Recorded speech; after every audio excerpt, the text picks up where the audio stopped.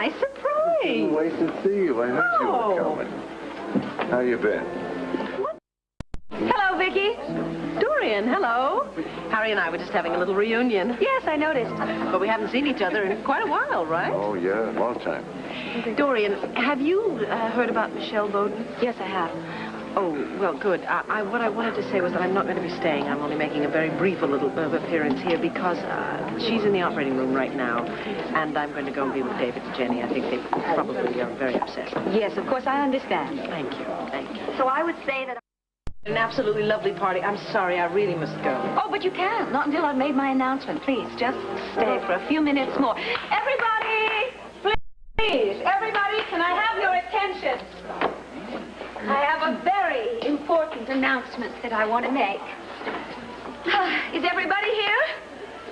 Good, good. Thank you all very much. I'm sure by now that you have all met Alex Crown, and although he is relatively new to Llanview, he's going to go down in its history as one of its greatest philanthropists. You see, Alex has agreed to donate $2 million to renovate the Athenaeum Theater. Now, with that incredibly generous amount, plus past donations and what we're raising here tonight, that means that the Philharmonic is going to have its new home.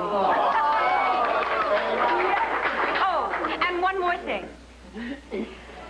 I am going to suggest to the board that we call the new theater the Viki Lord Philharmonic Hall. Oh, very nice.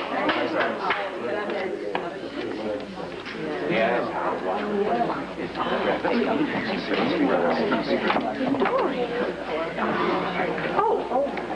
Dorian, I'm flabbergasted. I don't even know what to say. Well, I thought you'd be pleased. Not at all. Mr. Crown, thank you. Oh, not at all. It was really Dorian's idea. I really don't know what to say, and I wish I could stay and celebrate all this good news. Unfortunately, I have to go. Yes, you want to go to the hospital. I'd like to, yeah. I'll see you to the door. Thank you. Mr. Crown, your donation is staggering and so welcome. Thank you. It was my pleasure. Dorian, thank you again. Not at all. Good night. Good night.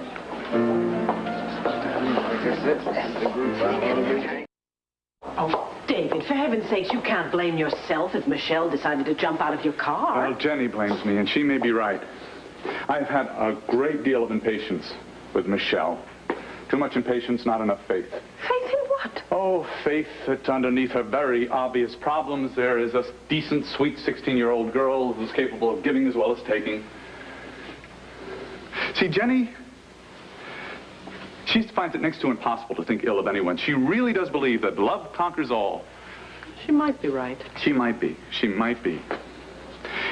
Anyway, I was guilty of a tremendous lack of judgment on the way home, driving Michelle home after the hearing. I was thinking about her alcoholic mother and her gangster father and the deep emotional scars that nobody can even know about, let alone touch, and I suggested that perhaps it could be a good idea and she would benefit by seeking the help of a therapist. It's a very sensible suggestion. Except that I think my timing was lousy. She'd been under a lot of misery the last few days. She was very preoccupied, very, very worried about what people might think of her. So she took it as a criticism? Oh, she took it as proof that I thought she was just like her father. Suddenly, without any warning at all, she's out of the car, right into the intersection.